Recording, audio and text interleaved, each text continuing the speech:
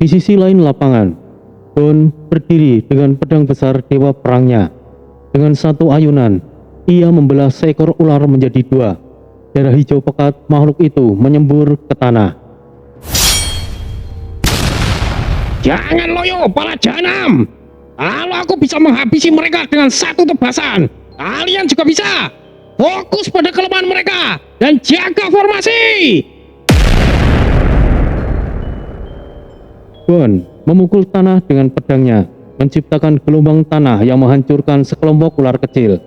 Para prajurit, terinspirasi oleh kekuatan Bon dan Desta, mulai menyerang dengan lebih terkoordinasi. Serang!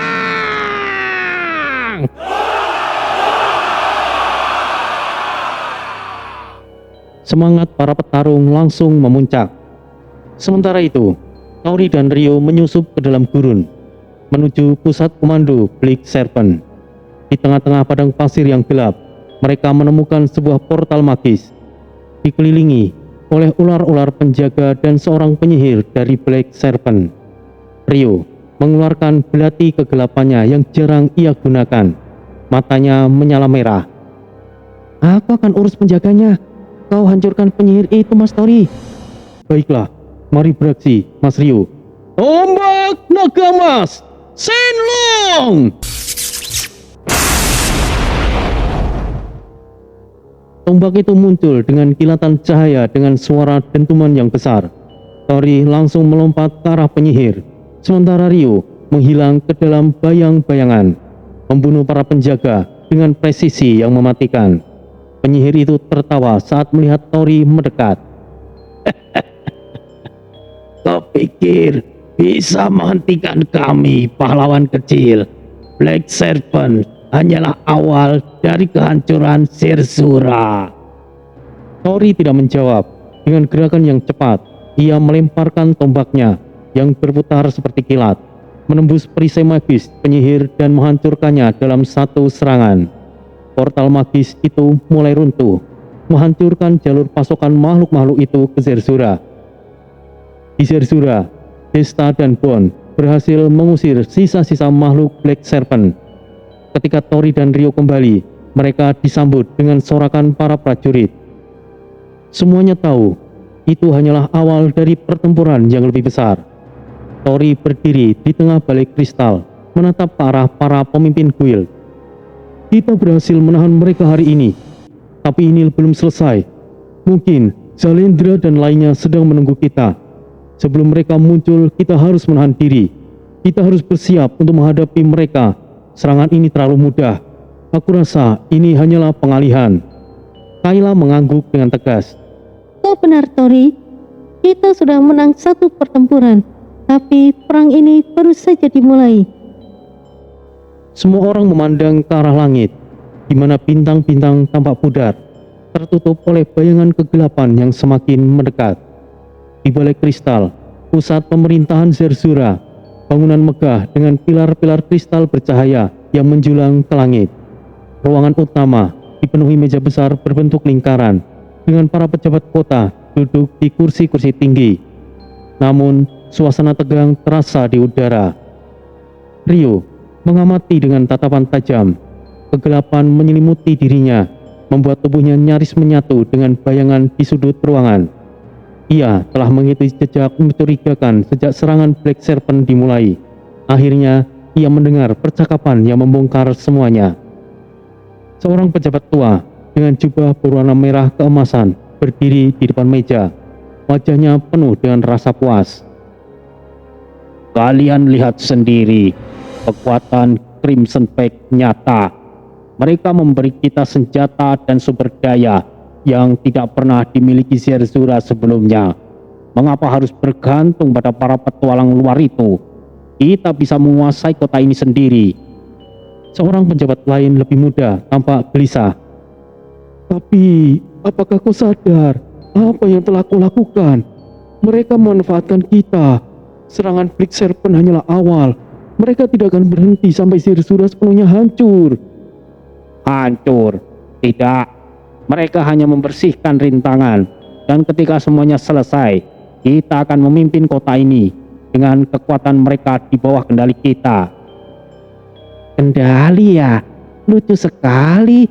Tidak ada yang bisa mengendalikan Crimson Peak, dan kau baru saja menghancurkan kota ini dengan tangan kalian sendiri. Ucap Ryu, suaranya terdengar samar, dingin, dan tajam. Pejabat-pejabat itu terkejut. Mereka menoleh ke arah suara, tetapi hanya melihat bayangan. Siapa itu? Penjaga! Tangkap dia! Ryu melangkah keluar dari bayangan. Auranya yang gelap membuat ruangan terasa dingin. Matanya yang merah menyala, memancarkan kemarahan. Kalian tidak butuh penjaga. Aku akan menghukum kalian sendiri. Pejabat tua itu mengeluarkan sebuah medali berbentuk ular dari sakunya. Memanggil dua makhluk bayangan dari Crimson Peak. Makhluk itu menyerang Ryu dengan kecepatan luar biasa. Namun Ryu tetap tenang. Dengan gerakan yang cepat, Ryu mengayunkan belati kegelapannya, memotong salah satu makhluk menjadi dua. Darah hitam mereka menetes di lantai. Tetapi makhluk lain menyerang dari belakang. Ryu menggunakan kekuatannya, menciptakan bayangan tajam seperti tombak yang menghancurkan makhluk kedua. Pejabat tua mencoba melarikan diri, tetapi Ryu menghadangnya dengan teleportasi bayangan. Hehehe. Tidak ada tempat untuk lari. Sekarang, katakan padaku, siapa pemimpin kalian? Pejabat itu ketakutan. Tetapi sebelum ia bisa menjawab, tubuhnya tiba-tiba membeku. Matanya memutih dan darah mengalir dari mulutnya. Dari luar, sihir Crimson Peak telah membungkamnya agar rahasia mereka tetap tersembunyi. Mereka melindungi rahasia mereka dengan sangat ketat. Tapi aku tahu kemana harus mencarinya. Batin Ryu. Krepa,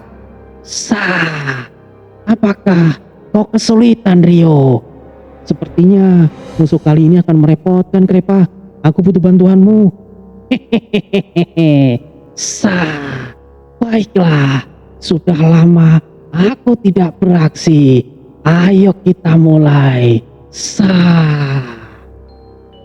Ryu meninggalkan balai kristal, menuju lokasi Tori untuk memberi tahu temuan tersebut. Di padang pasir di luar kota Zerzura, di bawah langit yang masih berwarna merah gelap, di tengah hamparan pasir, sebuah arena alami terbentuk dari retakan tanah. Karis, pemimpin Black Serpent, menunggu dengan tubuhnya yang menjulang seperti menara. Kulitnya bersisik, memancarkan racun yang berkilau. Tori muncul di hadapan Karis yang tertawa kecil. Suaranya menggema seperti desisan ular. Sang pahlawan, kau datang sendiri. Berani sekali, tapi kau sangat bodoh. Hentikan semua ini. Percayalah, kau hanyalah sebuah alat. Jika kau tidak menghentikan invasi ini, maka aku akan menghancurkanmu. Ancam Tori. Karis menyeringai, menampakkan gigi taringnya yang beracun. Kau pikir kau bisa mengalahkanku? Racunku cukup kuat untuk meruntuhkan seluruh kota. Kau hanyalah seekor semut yang melawan naga. Tori tidak membuang waktu. Ia melompat ke udara. Tombak naga emas bersinar terang. Tombak naga emas Shenlong!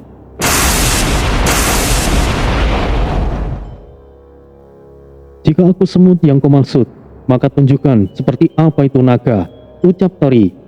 Sial, sepertinya orang ini tidak sembarangan. Karis memuntahkan racun ke arah Tori, tetapi ia berputar di udara, menghindar dengan sangat lincah. Tombaknya berputar dengan cepat, menciptakan kilitan petir yang menghantam Karis. Namun, sisi Karis sangat keras. Serangan itu hanyalah membuatnya mundur beberapa langkah. Karis menyerang balik dengan ekornya yang besar, menghantam tanah dan menciptakan gelombang pasir yang menenggelamkan Tori. Tori menggunakan tombak naga emas untuk menancap ke tanah, menahan dirinya agar tidak terlempar. Ia memanfaatkan momentum itu untuk melompat di kepala Karis, menancapkan tombaknya dengan kuat. Maaf, Aku telah buang-buang waktu untuk cacing sepertimu, ucap Tori dengan remeh. Tombak itu memancarkan cahaya emas yang sangat terang, membakar kepala Karis hingga retak. Namun, Karis tidak menyerah. Dengan nafas terakhirnya, ia melilitkan tubuh Tori, mencoba untuk menghancurkannya. Inikah serangan terakhirmu? Sayang sekali. Tori meledakkan tombak naga emas, menciptakan gelombang energi besar yang menghancurkan Karis sepenuhnya. Aku tidak bisa buang-buang waktu. Aku harus menyelesaikan masalah yang mengancam Zerzura dan menyusul Jaka dan lainnya di makam terkutuk, gumam Tori. Rio tiba saat pertemuan selesai, memandang tubuh Karis yang telah menjadi abu. Mas Tori, kita berhasil menghentikannya, tapi ini belum selesai. Tori mengangguk, memandang ke arah Zerzura yang masih berdiri tegak di kejauhan. Kita harus bersiap, Mas Rio. Crimson Pike mungkin lebih berbahaya dari ini, tapi tidak untuk kita. Kita harus segera menyelesaikan masalah ini.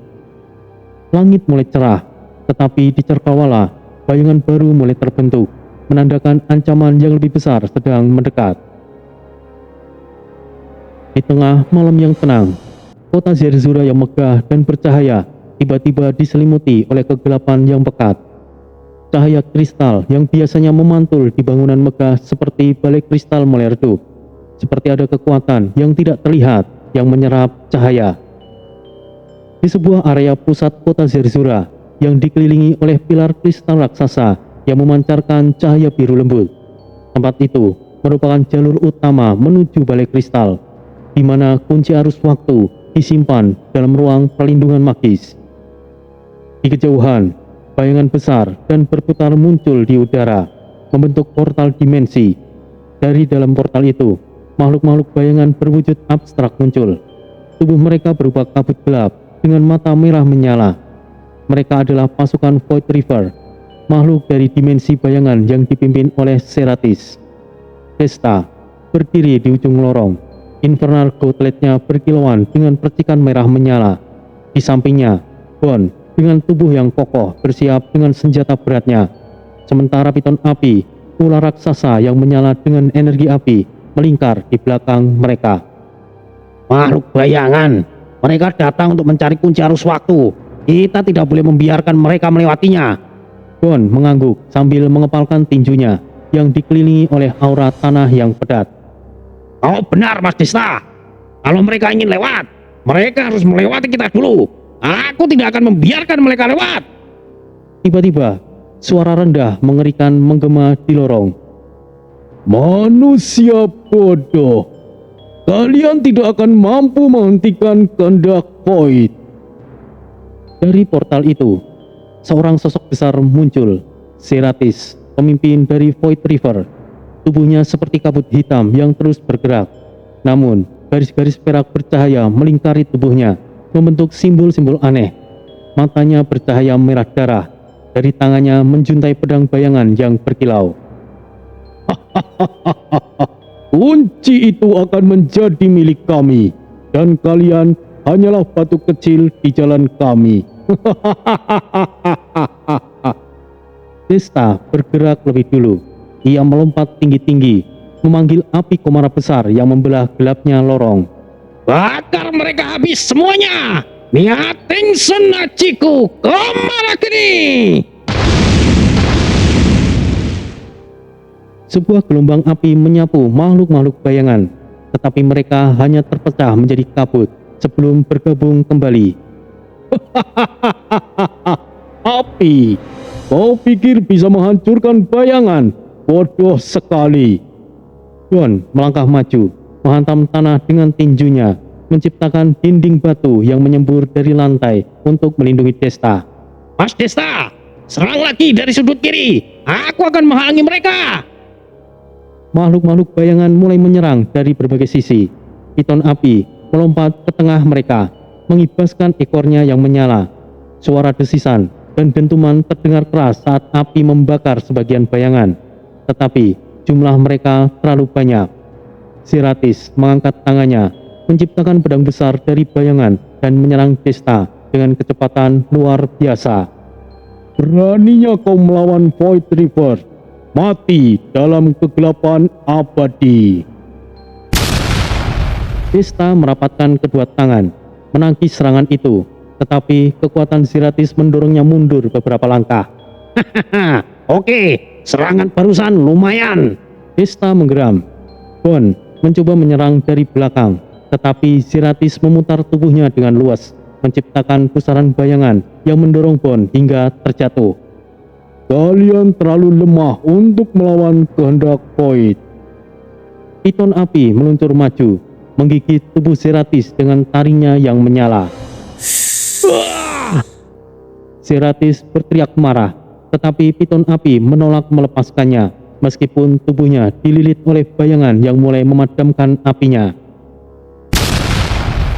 Ziratis akhirnya melepaskan diri, mengayunkan pedang bayangan ke tubuh piton api. Pergilah ke kehampaan, makhluk lemah!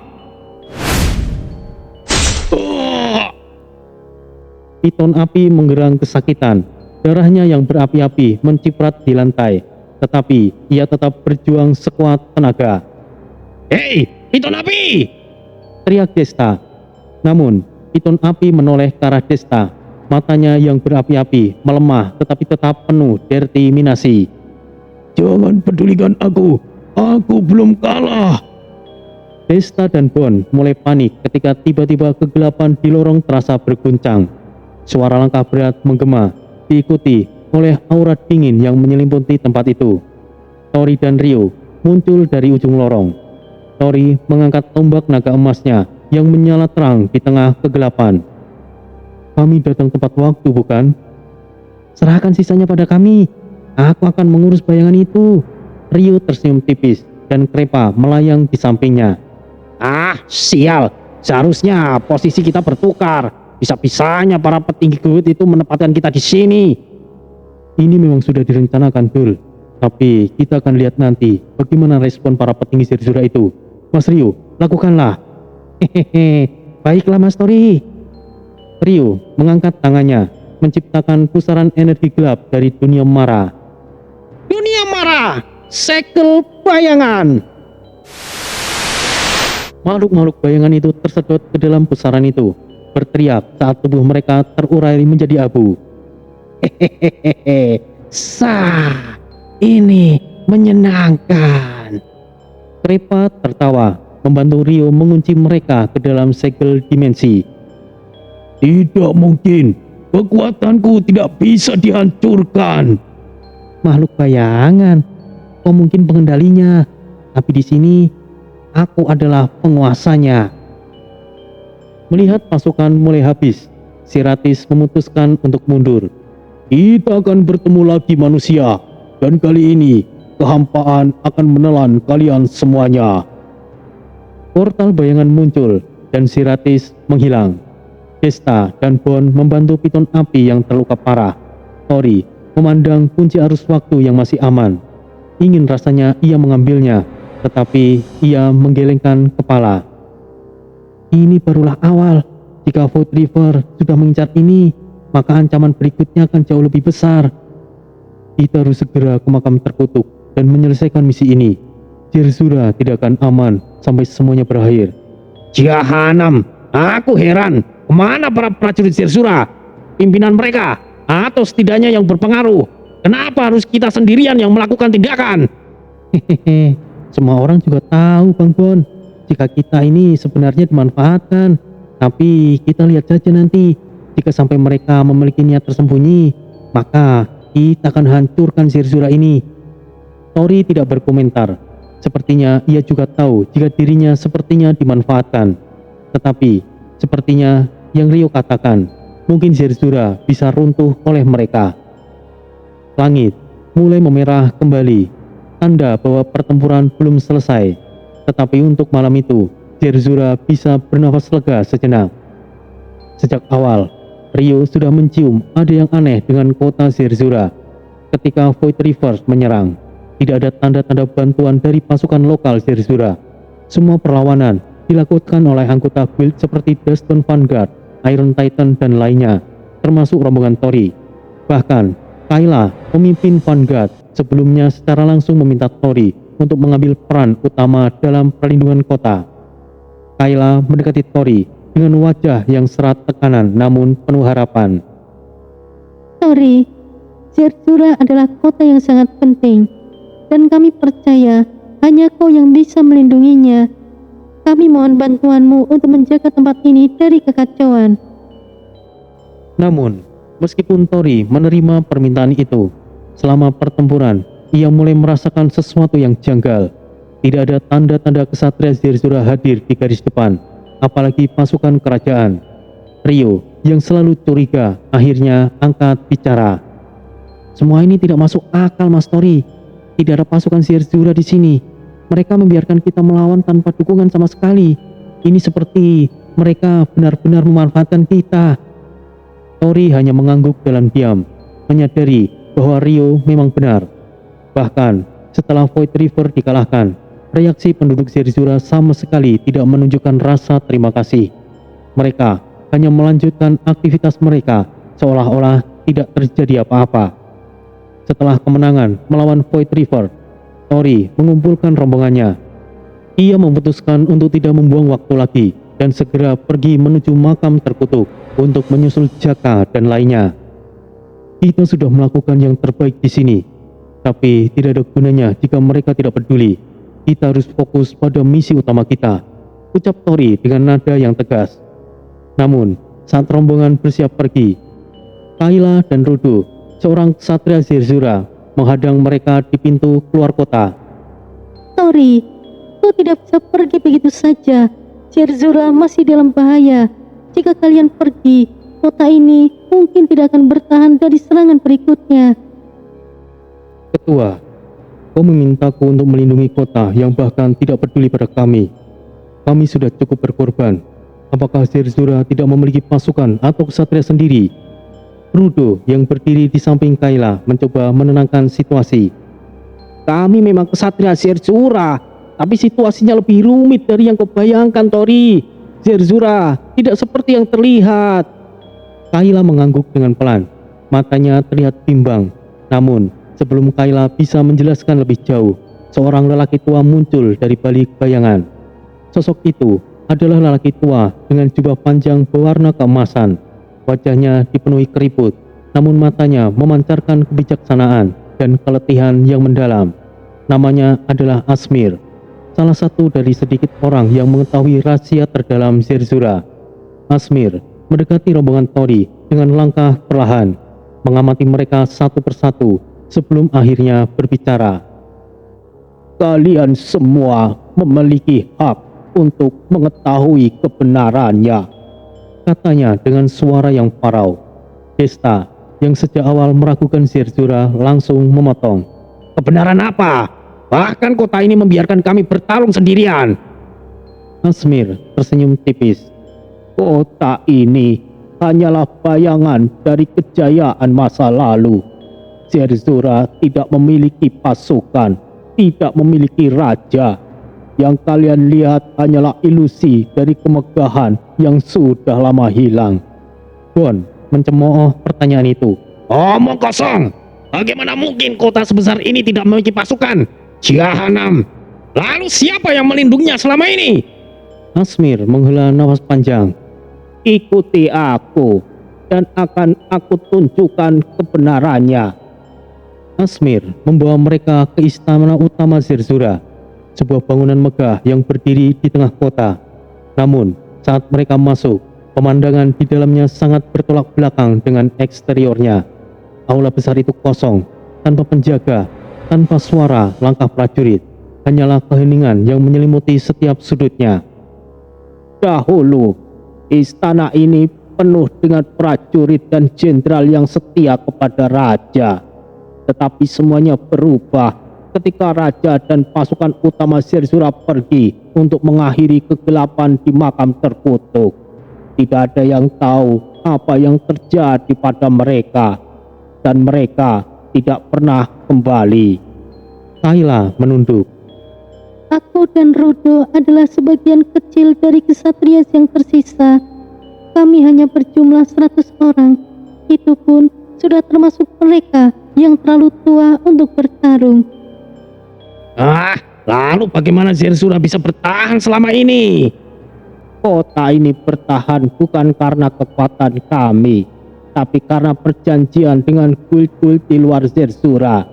Mereka yang melindungi kota ini dengan harapan mendapatkan akses bisa masuk ke kota Zerzura.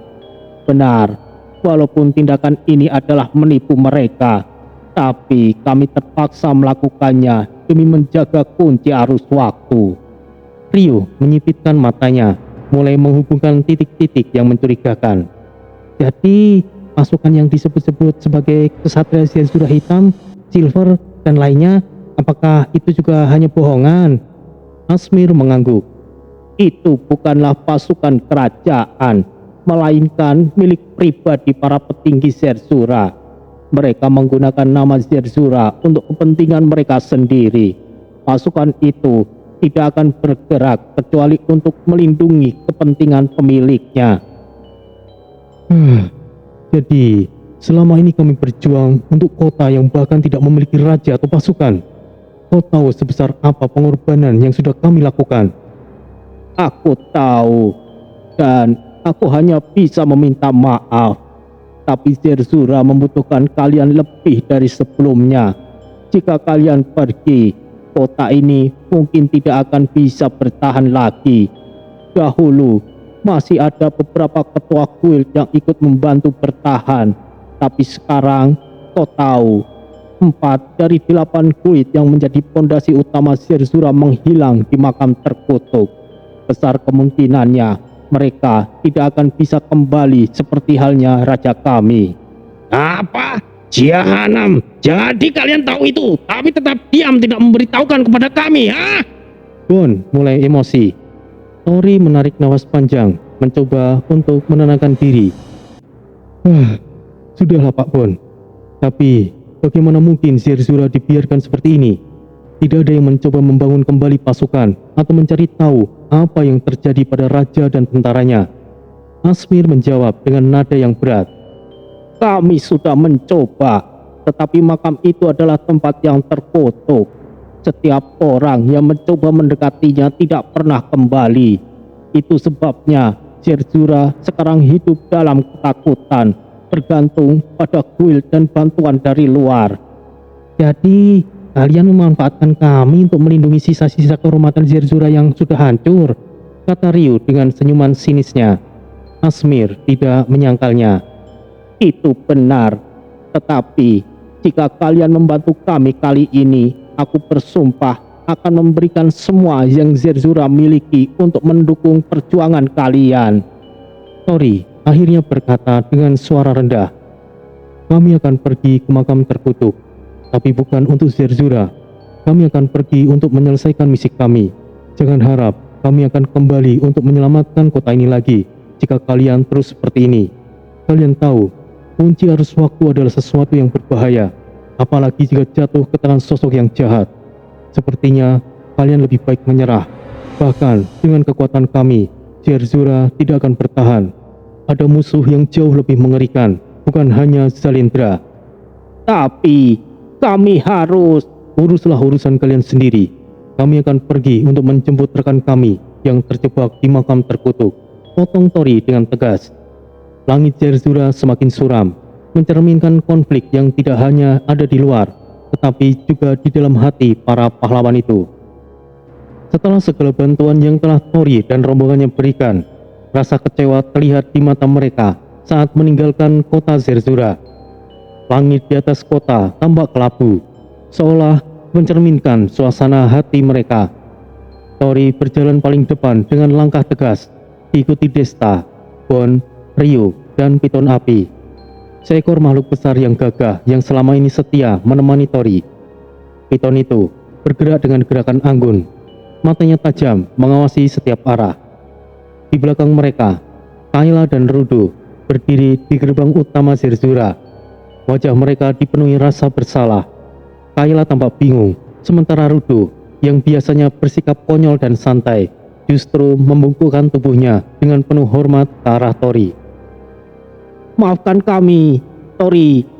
Kami seharusnya lebih menghargai kalian. Tori berhenti sejenak, menatap Rudo dengan tatapan netral. Ia kemudian berkata, "Apa yang sudah terjadi biarlah berlalu. Lakukan yang terbaik untuk kota ini. Jangan bergantung pada orang lain lagi seperti ini lagi," kata Tori dengan tegas, tanpa emosi berlebihan, tetapi memiliki dampak yang dalam. Rombongan Tori melangkah lebih jauh, dan mereka berhenti di daratan yang luas sebelum benar-benar meninggalkan Zerzura. Dengan gerakan pelan, Tori mengeluarkan buku jiwa, sebuah artefak yang berbentuk kitab tua yang memancarkan aura magis. Buku itu terbuka, halaman-halamannya bercahaya, dan tiba-tiba dari dalamnya keluar ribuan pasukan singa terbang. Pasukan singa terbang telah muncul. Pasukan itu terdiri dari pasukan prajurit bersenjata lengkap, menggunakan zirah emas yang berkilauan di bawah cahaya matahari. Mereka menunggangi singa raksasa bersayap. Masing-masing singa memancarkan aura yang kuat, seolah mereka adalah dewa penjaga.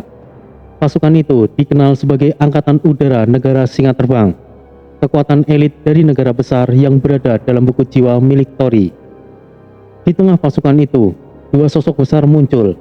Mereka adalah Gabon dan Gamon, dua makhluk raksasa bersaudara yang merupakan jenderal utama dari pasukan Singa Terbang. Gabon yang lebih tua memiliki tubuh besar berwarna biru dengan wajah yang keras dan pandangan yang tajam. Sementara Gamon yang lebih muda tampak sedikit bersahabat, namun tetap memancarkan aura intimidasi. Zerzura sekarang ada di bawah perlindungan kami, penguasa, kata Gabon dengan suara menggelegar yang terdengar sampai ke dinding kota. Asik, aku suka soal pergelutan. Serahkan ini pada kami, penguasa, sahut Gamon dengan senang. Terima kasih, Gabon. Gamon, jangan menahan diri jika terjadi pertempuran. Lakukan saja apa yang kalian mau. Baik, akan aku lakukan seperti biasa. Penguasa memang mengerti kami. Siap, laksanakan, penguasa. Sahut Gamon dengan semangat yang membara. Kayla terdiam, matanya melebar tidak percaya. Rudo bahkan menjatuhkan pedangnya karena terkejut. Tidak pernah sebelumnya mereka melihat kekuatan sebesar itu. Kalian tidak perlu khawatir tentang invasi. Pasukan ini cukup untuk menjaga Zerzura sampai kalian bisa membangun kekuatan kalian sendiri, ucap Tori tanpa menoleh. Tori, terima kasih banyak. Kayla yang sedari awal menjaga harga dirinya untuk tidak menunduk, kali ini harus ia lakukan. Sekarang ia tahu bahwa Tori bukanlah sekedar manusia biasa, tetapi juga pemimpin yang luar biasa. Saat Tori dan rombongannya bersiap untuk pergi, sebuah sosok tua muncul dari gerbang Zerzura. Hisamu, lelaki tua yang selama ini dikenal sebagai orang biasa yang sering memberikan misi kecil kepada Tori, melangkah perlahan dengan tongkat kayu. Namun kehadirannya memancarkan aura yang langsung membuat penduduk Zerzura berlutut. Yang mulia, Hisamu, seru beberapa orang dengan suara gemetar. Kayla dan Rudo yang juga tampak terkejut ikut menunduk. Sosok itu ternyata bukanlah orang sembarangan. Ia adalah penasihat kerajaan Zerzura, salah satu tokoh yang paling dihormati di masa lalu. Hisamu mendekati Tori dan berkata dengan suara yang tenang, Sejak awal aku tahu kau bukanlah manusia biasa, bocah. Kau memiliki kebijaksanaan dan kekuatan yang bahkan raja kami pun akan hormati. hal yang sama juga kepadamu, Pak Tua. Aku juga yakin kau bukanlah pria tua sembarangan. Mana mungkin orang biasa merekomendasikan kami memasuki Zerzura.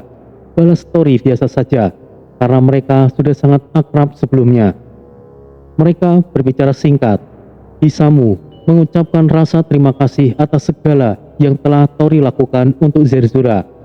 Namun, ia juga memperingatkan Tori bahwa perjalanan ke makam terkutuk bukan hanya berbahaya, tetapi juga penuh teka-teki yang tidak pernah terpecahkan oleh siapapun. Makam terkutuk berada di ujung barat daya Zerzura, di tengah padang pasir yang mematikan. Lokasinya ditandai oleh pilar-pilar batu besar yang retak, dengan ukiran-ukiran kuno yang menggambarkan pertempuran melawan iblis agung.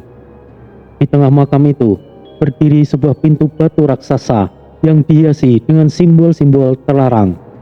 Aura gelap yang memancar dari pintu itu terasa mencekik, membuat siapapun yang mendekatinya merasa seolah-olah sedang ditarik ke dalam jurang tanpa dasar. Di sini, para pendahulu Zerzura mengorbankan segalanya untuk menyegel iblis agung dan menghentikan kehancuran dunia, kata Tori sambil mengamati pintu itu dengan serius.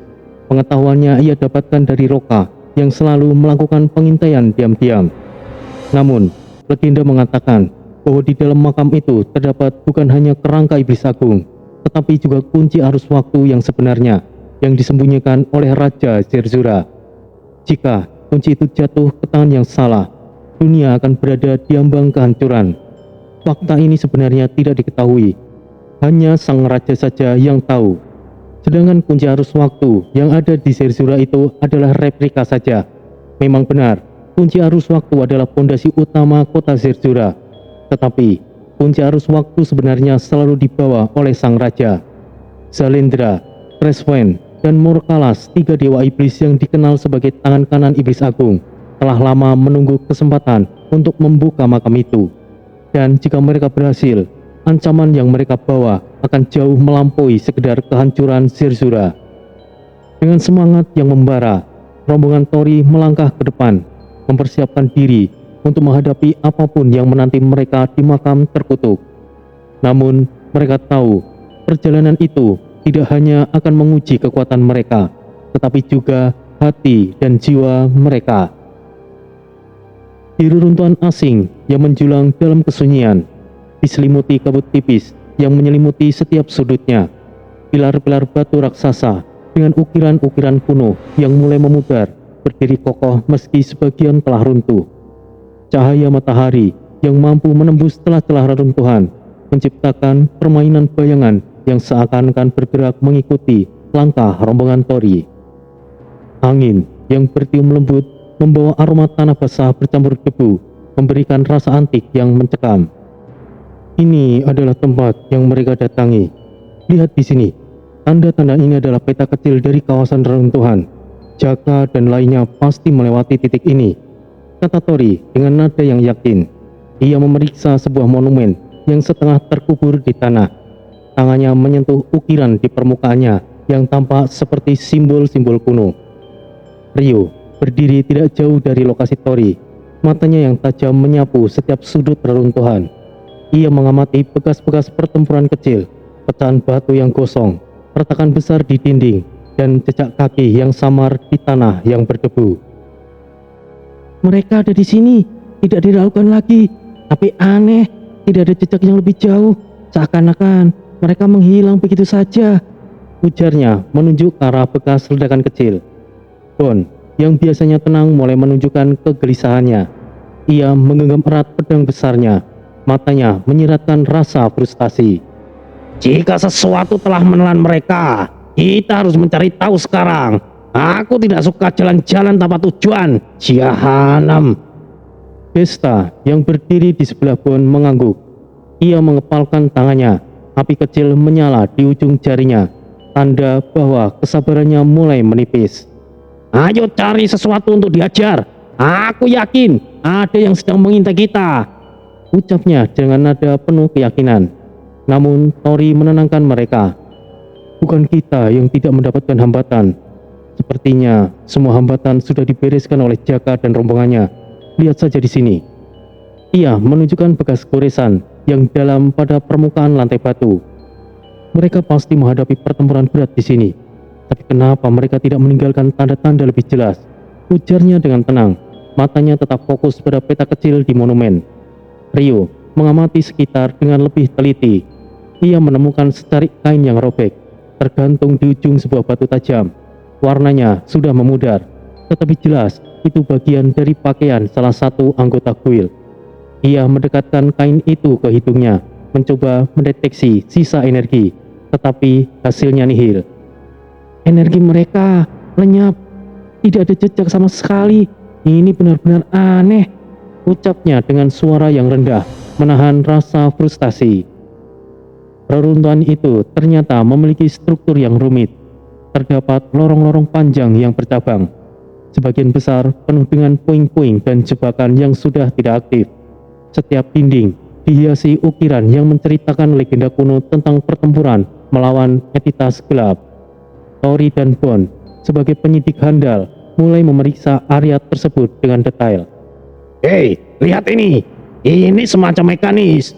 Jika kita bisa memecahkannya, mungkin ini bisa membuka sesuatu, kata Bond menunjukkan simbol-simbol di lantai yang tersusun dalam pola melingkar.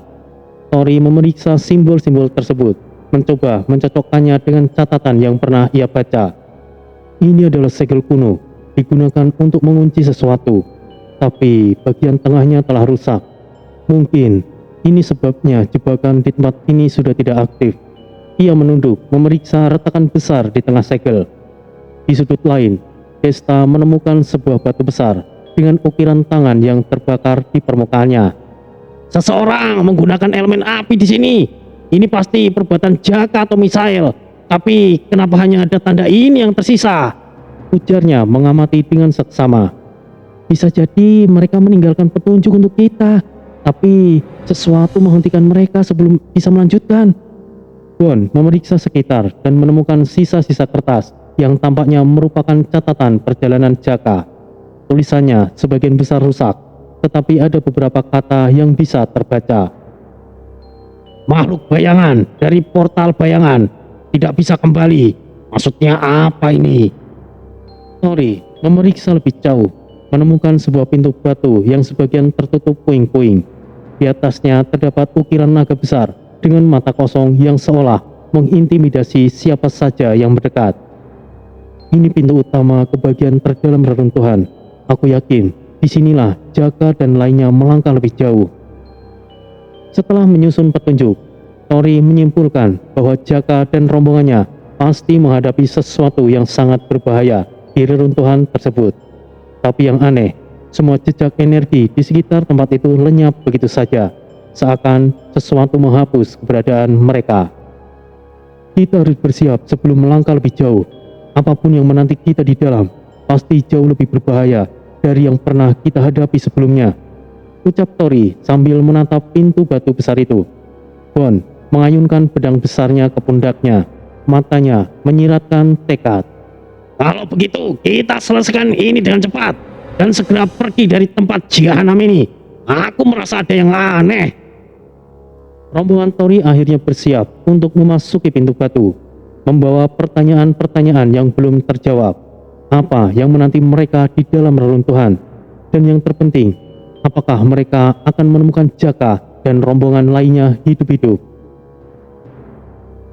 Sementara itu, dalam sudut pandang Jaka dan lainnya dalam misi gabungan, daratan tandus yang mengelilingi makam terkutuk adalah lanskap yang menyerupai neraka. Angin yang berhembus membawa suara bisikan samar, seakan menceritakan kisah kesengsaraan yang terukir dalam reruntuhan tersebut. Kabut tebal berwarna keabu-abuan dengan semburat kehijauan menggantung rendah di atas tanah, membuat pandangan menjadi terbatas.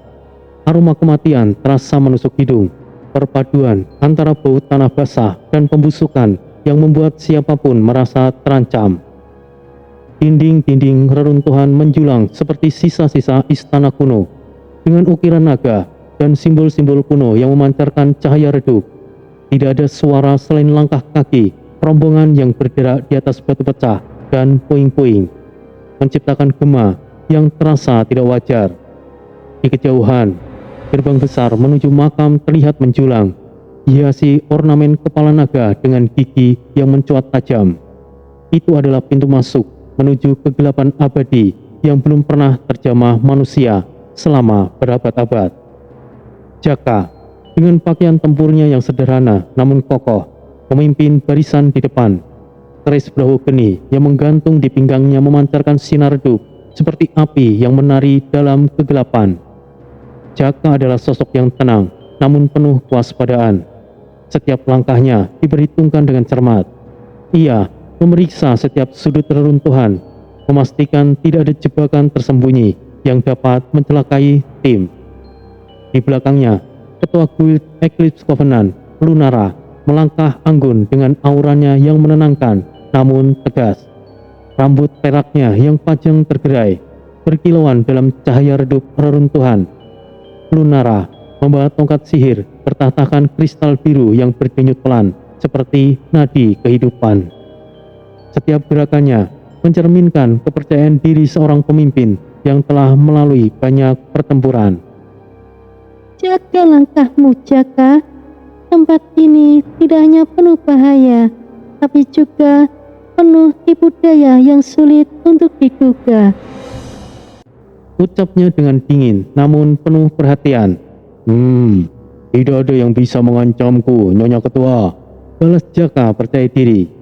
Di sisi kanan, Yuda, seorang prajurit tangguh dari Fangs Fury, berjalan dengan langkah yang mantap. Wajahnya serius, sorot matanya tajam, dan otot-ototnya menggambarkan kekuatan fisik yang luar biasa. Ia memegang mandau yang terbuat dari logam mantike, senjata yang dikenal sebagai pusaka keramat suku Dayak. Di sisinya, Farok, ketua guild Fang Fury, berjalan dengan aura intimidasi yang luar biasa. Tubuh besarnya seperti raksasa, dengan cakar hitam di kedua tangannya yang terlihat mematikan. Farok dikenal tidak banyak bicara, tetapi setiap kalimatnya adalah perintah tegas yang tidak dapat dibantah. Jangan lengah. Reruntuhan ini punya cara untuk membuatmu kehilangan fokus, dan itu bisa berarti kematian, Katanya sambil menatap Yuda dengan tajam. Yuda hanya bersikap tenang. Sorot matanya tajam, tidak menunjukkan ketakutan. Rama, seorang ahli bela diri dan memiliki kemampuan klon jiwa, berjalan dengan penuh semangat meskipun suasana sekitar mencekam. Ia menggunakan pakaian tempur berwarna merah dengan simbol api di dadanya. Meskipun Rama juga mampu menggunakan elemen api, hal tersebut hanyalah hal yang umum, yang mana semua anggota Tori juga bisa melakukannya. Langkahnya ringan, namun penuh energi, seperti api yang siap berkobar kapan saja. Ketuanya, Kaidan, menyusul di belakangnya. Kaidan adalah sosok dengan karisma yang luar biasa, selalu mampu menjaga semangat tim, bahkan di tengah situasi yang paling suram. Ia membawa pedang panjang yang menyala dengan api merah, simbol dari kekuatan destruktif guildnya. Rama, kendalikan energimu. Kita di sini untuk bertahan hidup, bukan untuk menunjukkan keberanian yang bodoh, Ujar Kaidan dengan nada yang tegas namun bersahabat. Tidak ada yang perlu dikhawatirkan, Ketua. Semua akan baik-baik saja, Balas Rama dengan santai. Di barisan belakang, Misael, pewaris kekuatan Raja Ampat, melangkah dengan tenang. Tangan kanannya memegang senjata berbentuk trisula yang memancarkan aura mistis. Sementara tangan kirinya sesekali membuat gerakan seperti memanipulasi energi alam di sekitarnya. Wajahnya serius, matanya terus mengamati setiap detail reruntuhan. Di sisinya, Serapin, ketua guild Crystal Dawn, berjalan dengan keagungan yang memikat. Wajahnya bagaikan ukiran porselen, dengan rambut keemasan yang disanggul rapi. Tongkat kristalnya bersinar lembut, memberikan cahaya redup yang membuat kabut di sekitar mereka sedikit menipis. Serapin berbicara dengan nada lembut namun penuh otoritas. Misael, perhatikan energi di sekitar kita. Tempat itu terasa hidup, dan itu bukanlah pertanda yang baik. Baik Ketua, aku tidak akan pernah lengah, balasnya dengan serius. Keempat guild besar ini biasanya bekerja secara terpisah, tetapi ancaman invasi monster yang terus meluas memaksa mereka untuk bergabung. Meski saling menghormati, ketegangan tidak terhindarkan. Farok dengan gaya kepemimpinannya yang sangat agresif sering berbenturan dengan Lunara yang lebih strategis. Kaidan dan Serapin di sisi lain mencoba menjaga harmoni, tetapi perbedaan karakter setiap anggota membuat suasana misi menjadi penuh dinamika. Rasa persatuan diuji saat mereka semakin mendekati makam terkutuk. Setiap langkah terasa berat, bahkan hanya karena bahaya terlihat, tetapi juga ancaman yang tidak kasat mata. Suara gemuruh halus terdengar dari bawah tanah, seperti sesuatu yang sedang terbangun. Suhu udara turun drastis. membuat nafas mereka mengembun meskipun tidak ada angin. Tempat ini tidak mengizinkan kita masuk. Hati-hati semuanya, Bisik Jaka sambil merapat dinding yang terasa seperti berdenyut pelan, seolah hidup. sudah pasti itu Mas Jaka. Kita sudah terlalu jauh. Lagi pula, untuk apa kita mundur? Sudah sampai sejauh ini. Jangan terlalu percaya diri temanku Yuda. Makhluk-makhluk di sini adalah bayangan dari mimpi buruk. Aku tahu kalian semuanya kuat, tapi kita harus tetap waspada, ujar Misael dengan pelan. Serapin menambahkan, Tetaplah fokus. Kehilangan konsentrasi di sini sama saja dengan menandatangani surat kematianmu. mereka akhirnya tiba di gerbang besar yang dihiasi kepala naga. Udara di sekitar gerbang terasa berat, seperti ada kekuatan besar yang menahan mereka. Lunara mengangkat tongkat sihirnya, menciptakan lingkaran cahaya untuk membuka segel. Bersiaplah. Begitu kita masuk, tidak akan ada jalan keluar sampai kita menyelesaikan misi ini. Gerbang perlahan terbuka, mengungkapkan kegelapan yang lebih pekat dari malam tanpa bintang.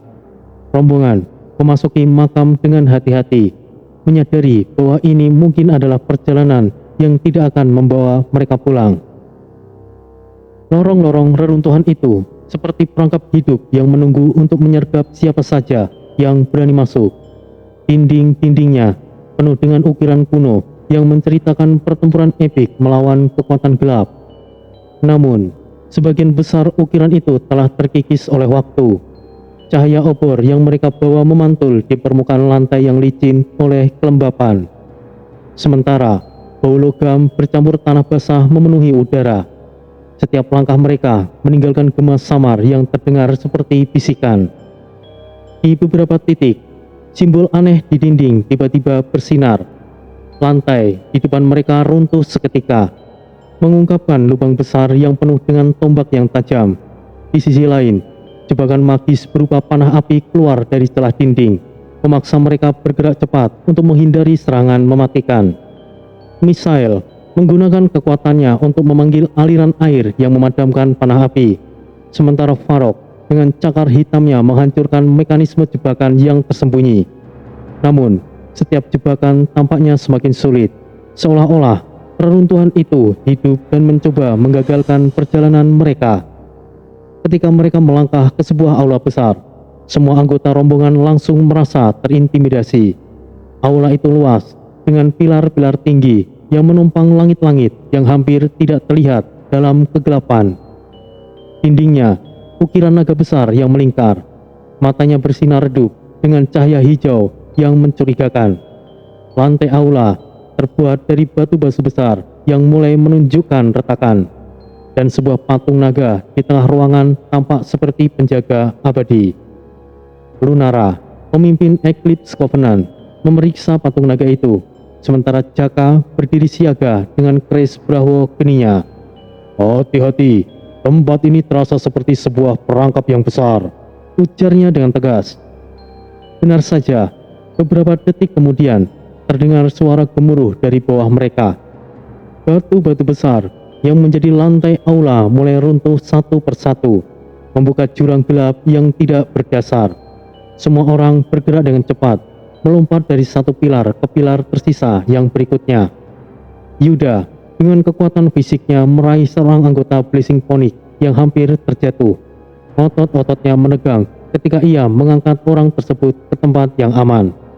Cepatlah bergerak, pilar ini tidak akan bertahan lama, ucapnya dengan suara yang keras. Terima kasih, Yuda. Jaka dengan elemen apinya menciptakan pijakan darurat di udara. Pijakannya memancarkan cahaya merah yang menyilaukan, memberikan kesempatan bagi beberapa anggota guild untuk melompati celah besar. Namun, tragedi tetap tidak terhindarkan.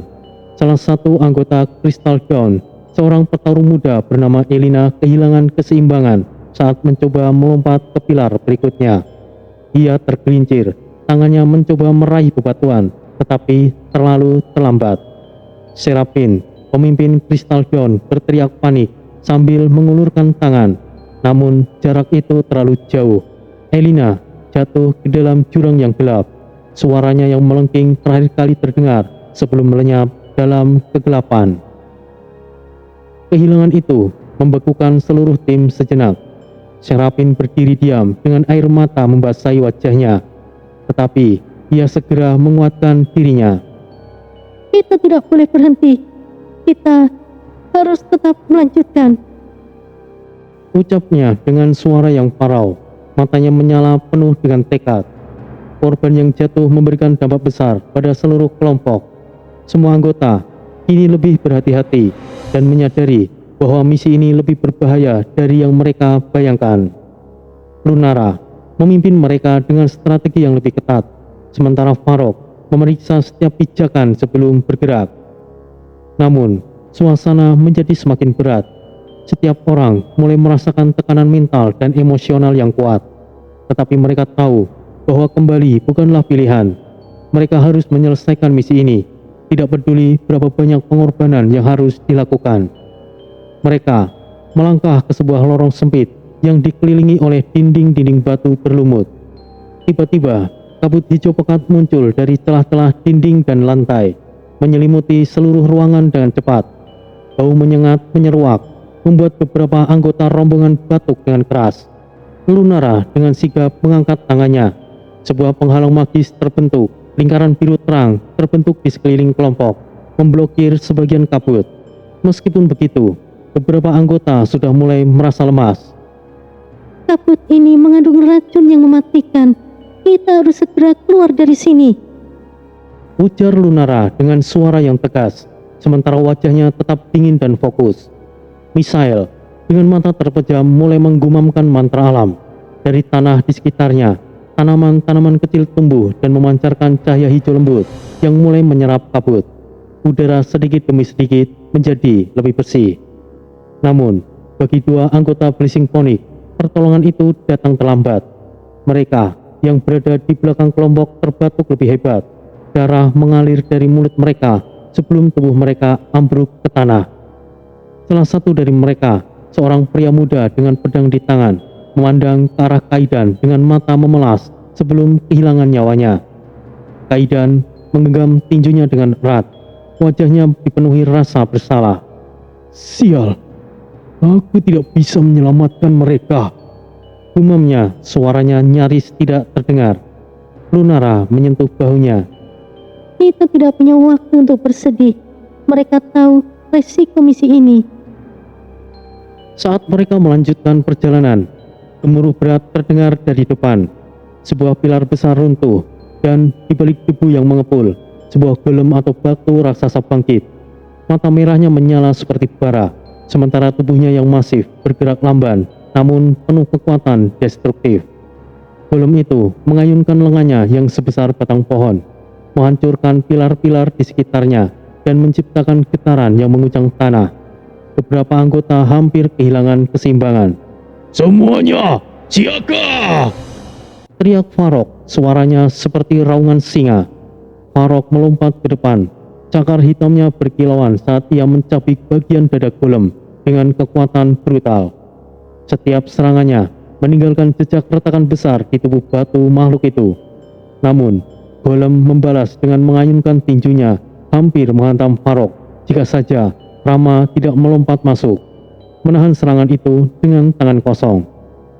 Ayo, kita urus ini bersama, Ketua! Teriak Rama, wajahnya penuh semangat. Kaidan bergabung, menciptakan semburan api yang begitu panas, hingga sebagian tubuh golem mulai meleleh. Namun, golem itu tampak tidak terhentikan, terus menyerang dengan kekuatan besar, meskipun tubuh mulai rapuh. Fokus pada persendiannya. Dengan kombinasi serangan Kaidan dan Rama, salah satu kaki golem berhasil dihancurkan, membuatnya terhuyung. Farok tidak menyia-nyiakan kesempatan itu. Dengan satu serangan penuh kekuatan, ia menghancurkan bagian kepala golem. Namun, tubuh golem yang runtuh menjadi ancaman terakhir. Bongkahan besar dari bahunya jatuh menghantam salah satu anggota Fang Fury, menimbulkan suara dentuman keras yang bergema di lorong. Jeritan menyakitkan terdengar sejenak sebelum tubuhnya lenyap di bawah puing-puing. Farok berdiri di atas reruntuhan terengah dengan cakar hitamnya yang penuh dengan debu. Ia menatap puing di tempat salah satu anggotanya yang tewas. Dia berjuang dengan gagah berani. Kita akan membalas pengorbanannya dengan menyelesaikan misi ini, ujar Farok, suaranya sangat berat. Semua anggota terdiam, menyerap kehilangan yang mereka alami. Atmosfer lorong menjadi semakin berat, namun mereka tahu bahwa berhenti bukanlah pilihan. Dengan langkah lebih berhati-hati, mereka melanjutkan perjalanan, semakin mendekati inti dari reruntuhan terkutuk itu.